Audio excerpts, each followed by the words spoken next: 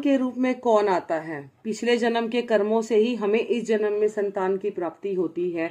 ये 4 तरह की चीजें बताई गई हैं, ध्यान से सुनिएगा। पहला है ऋणानुबंध पुत्र। इसका मतलब जिस पिछले जन्म में अगर आपने किसी से ऋण लिया हुआ हो तो वो इंसान इस जन्म में आपका पुत्र बनकर आता है और आपका जो पैसा है वो अपने ऊपर बेवजह ही खर्च करवाएगा, बीमारी में खर्च करवाएगा। मतलब जितना आपने उससे ऋण लिया है वो इस जन्म में आपको चुकाना पड़ेगा। दूसरा है शत्रु पुत्र।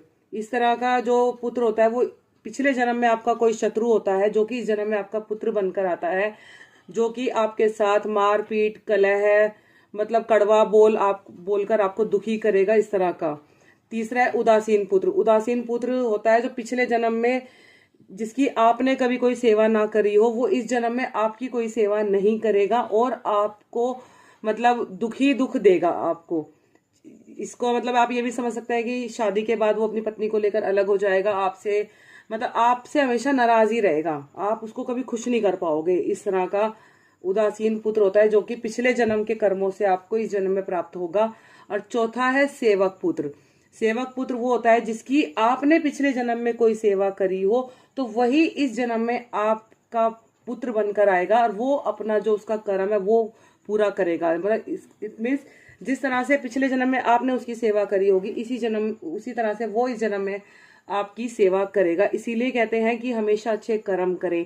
और ऐसा नहीं है कि ये सारी बातें सिर्फ इंसानों पर ही लागू होती हो, ये किसी भी जीव पर लागू है। अगर आप किसी जीव की सेवा करेंगे तो हो सकता है अगले जन्म में वो आपका पुत्र या पुत्री बनकर आ सके और वो आपकी फिर सेवा करे।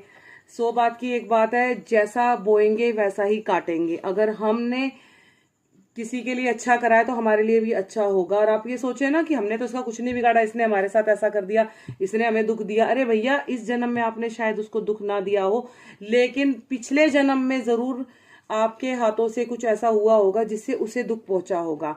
तो यही है हमारे जीवन का सबसे बड़ा सार कि हम इस दुनिया में आए सिर्फ इसलिए कि पिछले कर्मों का हिसाब चुकाने के लिए। और इसीलिए कहते हैं इस जन्म में अच्छे कर्म करें जिससे कि हमारा आने वाला जन्म सुधरे। देखा तो किसी ने कुछ नहीं है, लेकिन आज भी जो हम भुगत रहे हैं, जो भी हम फेस कर रहे हैं लाइफ में सिचुएशन, वो पिछले जन्मों की वजह से ही तो फेस कर रहे हैं। अगर आज के समय में अगर आपके किसी ने मदद करी है तो डेफिनेटली कहीं ना कहीं आपकी तरफ से भी उसको मदद मिली होगी।